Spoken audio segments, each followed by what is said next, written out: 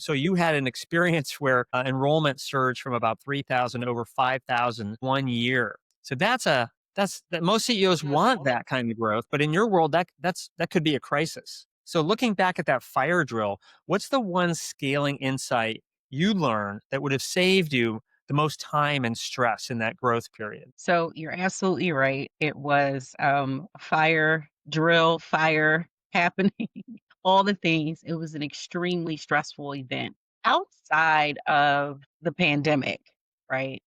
Um, our staff, they did a phenomenal job with being able to support the influx of students. However, I do not believe that as an organization, we were prepared for what was about to happen and what was coming. And so I feel like we may have been behind with our ability to support the influx of students while at the same time not stressing out our staff, right? Mhm, So I mhm. think that the leadership at the time sort of like waited to see, like, okay, one, we didn't know how long the pandemic was going to last.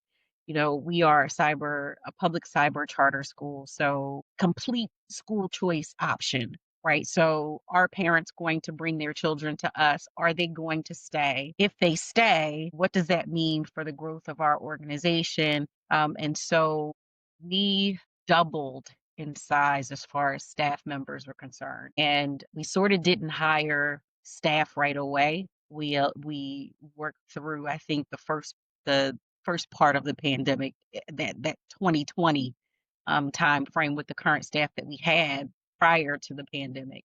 And then we started to hire people. We also hired a lot of people at one time, which I would not recommend doing. Uh-huh. That was not something that I thought was a good idea, and at the time, I was not the CEO, so I cannot totally sit back and Monday morning quarterback on the whole process, but it's not something that I would recommend, and I would recommend making sure we had the infrastructure to not only bring in additional students, but also bring in additional staff at the time.